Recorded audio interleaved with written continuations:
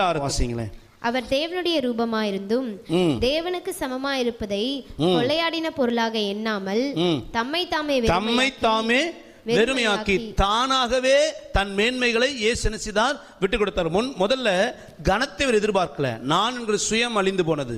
இரண்டாவது, கர்த்தருக்காக தன்னை தானே விட்டு கொடுத்தார். தன் மேன்மையெல்லாம் விட்டு கொடுத்தார். வெறுமையாக்குதல் அப்படின்னா ஒன்று நான் என்கிற சுயம் சாகணும், இன்னொன்று கர்த்தருக்காக எதையும் விட்டு கொடுப்பது. எதையும் ஆண்டவர் ஒரு காரியத்தை அவர் சித்தத்துக்காக அவர் திட்டத்துக்காக ஒரு காரியத்தை கர்த்தர் விட சொல்றாருன்னா கர்த்தருக்காக விடுறது தாங்க வாழ்க்கை. அதாவது உண்மையான கிறிஸ்தவங்கிறது ஆண்டோட நெருங்க நெருங்க கர்த்தருக்காக இழப்பதற்கு ஆயத்தமாக இருக்கணும், விட்டு கொடுப்பதற்கு ஆயத்தமாக இருக்கணும். நமக்கு ரொம்ப விருப்பமானதாக இருக்கும், நமக்கு விருப்பமானது நமக்கு வேண்டப்பட்டது. கர்த்தர் சில விஷயங்களை விட சொல்றாருன்னா கர்த்தருக்காக விடுவதும் இழப்பதும் கிறிஸ்தவ ஜீவியம். அல்லேலூயா. இந்த மரியாள் யோசிப்பாருங்க, ஒருவேளை இயேசு கிறிஸ்து மரியாள் வயிற்றில் பிறக்கலன்னு வைங்க, இல்லைன்னு வைங்க. ஸோ இப்போ யோசேப்புக்கு மரியாளுக்கு இன்னும் கல்யாணம் ஆகலை, 2 பேருக்கு இந்த பிரச்சனையே கிடையவும் கிடையாது. ஆமாவா இல்லைங்களா? கர்ப்பவதியாகி பெத்லகேமுக்கு வந்து சத்திரம் இல்லாமல் அங்கேயும் அல்லாடி கொஞ்சம் இதெல்லாம் கற்பனை பண்ணி பாருங்க.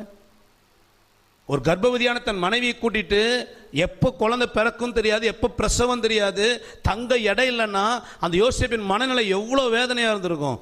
அந்த மரியாளுடைய வேதனை எப்படி இருந்திருக்கும்? ஒரு பக்கம் கர்ப்பவதி அந்த வேதனை, இன்னொரு பக்கம் மன உளைச்சல், தங்க எடை இல்லை, எங்கே கர்ப்பம் தரிச்சிருவோமோ, எங்கே பிரசவிச்சிருமோ, ரோட்டில் பிறந்துருமோ அந்த வேதனை, பலவிதமான நெருக்கங்கள். இந்த நெருக்கம்லாம் எதனால்? இயேசு கிறிஸ்து நம்ம வயிற்றில் பிறக்கலை அப்படின்னா நல்ல சுகமாக இருந்திருக்கலாம் அவங்க. இயேசு கிறிஸ்து கன்னி வயிற்றில் பிறக்க மரியாள் வயிற்றில் பிறக்கலன்னா மரியாளுக்கு நிந்தையும் கிடையாது, அவமானம் கிடையாது. இப்போ இயேசு கிறிஸ்துவுக்காக அவரை சுமப்பதற்காக மரியாள் தன் நல்ல சர்டிஃபிகேட்டை இழந்தான். மரியாளை குறித்து நல்ல பேர் இருந்துச்சாங்க, நல்ல ஆவிக்குரிய பெண். இப்போ நிச்சயதார்த்தம் பண்ணியாச்சு, இவ கர்ப்பவதி ஆயிட்டா. ஊர் என்ன சொல்லியிருக்கோம்? இந்த பொண்ணை என்னமோ நினைச்சோம்பா, எப்போ பாரு சச்சுன்னு போகும், எப்போ பாரு முக்காடை போட்டு உட்காந்து ஜோமன்ட்டு இருக்கும். நல்லவன் நினைச்சேன், கல்யாணத்துக்கு இப்போதான் நிச்சயம் முடிஞ்சிருக்கு, வயிற்றுல குழந்தைய வச்சுட்டு இருக்கிறா, கேடு கட்டது. சொல்லியிருக்க மாட்டாங்களா? தன் நல்ல பேரை இழந்தாள். அவளுக்கு தெரியும் நீ கர்ப்பவதி ஆவன்னு உடனே அவளுக்கு தெரியும் என் நல்ல பேர் என்ன செய்யணும், நான் இழக்கிறேன். தன் சுகங்களை இழந்தாள், தன் நேரத்தை இழந்தாங்க, தனக்கு இருக்க எல்லா சௌகரிய வாழ்க்கை இழந்தாங்க. யோசேப்பு அவர் பாரு கம்முன்னு கலந்துருப்பாருங்க, அவர் இப்படி அல்லாட வேண்டிய அவசியம் கிடையாது. இயேசுவுக்காக தன் சௌகரிய வாழ்க்கையை இழந்தார்கள், தன் சுகங்களை இழந்தார்கள், நல்ல பெயரை இழந்தார்கள், அநேக வித பழிகளை சுமப்பதற்கு ஆயத்தமானாங்க. அந்த வாழ்க்கை தான் தன்னை வெறுமையாக்குகிற வாழ்க்கை. ஹல்லேலூயா. நம்ம ஆண்டவருக்காக எதை இழந்திருக்கிறோம் கொஞ்சம் யோசித்து பாருங்க. ஒரு நாளைக்கு 1 மணி நேரத்தை ஆண்டவருக்காக இழந்திருக்கிறோமா? கொஞ்சம் யோசித்து பாருங்க. நம்முடைய நேரங்கள் எவ்வளோ நேரங்கள் நமக்காக செலவழிக்கிறோம். கொஞ்ச நேரம் ஆண்டவருக்காக நான் இழக்கிறேன், இந்த நேரம் ஆண்டவருக்குரிய நேரம். இந்த நம்முடைய நேரத்தை இழந்திருக்கிறோமா? நமக்கு இருக்கிற சந்தோஷங்களை இழந்திருக்கிறோமா? நமக்குன்னு 1000 விருப்பங்கள்.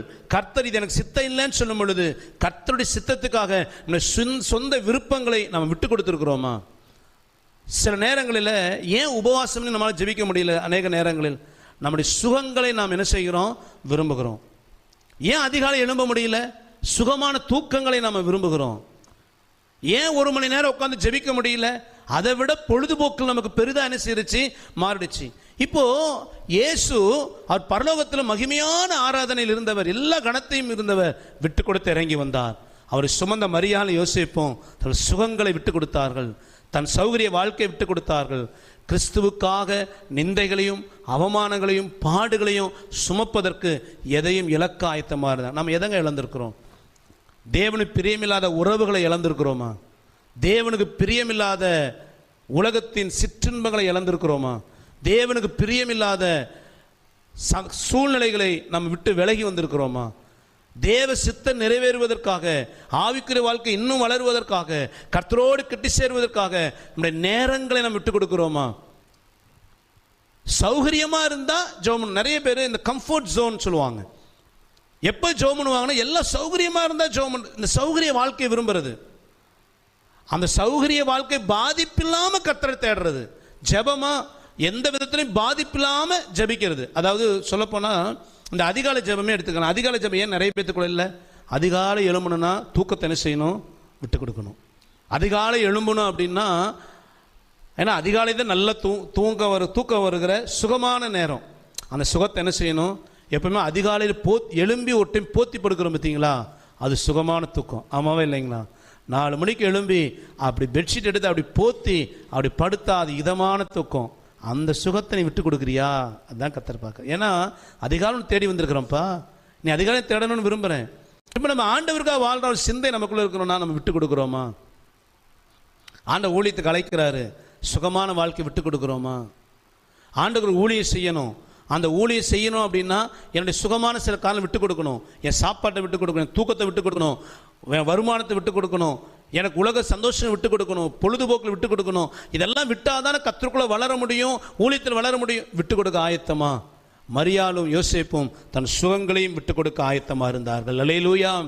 அடுத்து இயேசு இந்த பூமிக்கு வந்த பொழுது தேவகுமாரனாகவும் இருந்தார், மனுஷகுமாரனாக இருந்தார். ஆனால் எந்த இடத்துல, அதாவது அற்புதங்களை தவிர, ஜனங்களுக்கு அற்புதம் செய்கிற தவிர வேறு எந்த இடத்துலையும் தான் ஒரு தேவகுமாரன் என்கிற அடையாளத்தை என்ன செய்யல, அவர் காட்டவே இல்லை. பிலாத்து கேட்குறான், யூதர் ராஜாவா நீ அப்படின்றான், கம்முன்னு இருக்கிறாரு. ஆசாரி கேட்குறாரு, நீதான் கிறிஸ்துவா, நீதான் தேவகுமாரனா? ஆமான்னாரு, அதோடு நிப்பாட்டிட்டாரு. வேறு எந்த இடத்துலையும், அதாவது தேவனுக்கு முன்பதாக வேதம் சொல்கிறது ஒருவரும் சேரக்கூடாத ஒரு பயலும் பக்கமே சேர முடியாதான். ஆசாரியன் கேவலமாக பேசுகிறான். பக்கத்தில் ஒருத்தன் ஓங்கி இயேசு என்ன செய்தானா, அரைஞ்சான். இப்படியா பதில் பேசுறது அப்படின்னா, அவர் மட்டும் தேவகுமாரன் அடையாளத்தை காட்டியிருந்தார்னு வச்சுக்கோங்களேன், அத்தனை பேர் என்ன இருப்பான், பஸ்பமாயிருப்பான். அந்த ஒரு செகண்ட் இயேசு ஜீவனை கொடுத்தார், கொடுத்த அந்த வினாடி மகா பூமி எதிர்ச்சியாம், எல்லாம் வெட்டிக்குது, கல்லறை பூமி திறக்குது, செத்தவெல்லாம் உயிரோட எழும்புறான். தேவாலய திரைச்சல் என்ன செய்துதான், மேலிருந்து கீழ் வரை 2 ஏன் மேலிருந்து கீழன்னா அந்த திரைச்சலை கிட்டத்தட்ட 60 அடிக்கு உயரம் இருக்குமா. அந்த ஒரு செகண்ட் முழு உலகம் என்ன செய்தது? ஏன்? தேவகுமாரன் ஜீவனை கொடுக்கும் பொழுது அப்பவே அந்த பூமியில் அவ்வளோ அதிர்ச்சினா, தேவகுமாரன் ஒருத்தர் ஓங்கி அடிக்கும் பொழுது அவர் தன் அடையாளத்தை காட்டியிருந்தாருன்னா அவன் இருக்கிற இடமே தெரியாமல் போயிருப்பான். இயேசு தன்னுடைய அடையாளத்தை அவர் வெறுமையாக்கினார். அல்லேலூயா, அல்லேலூயா.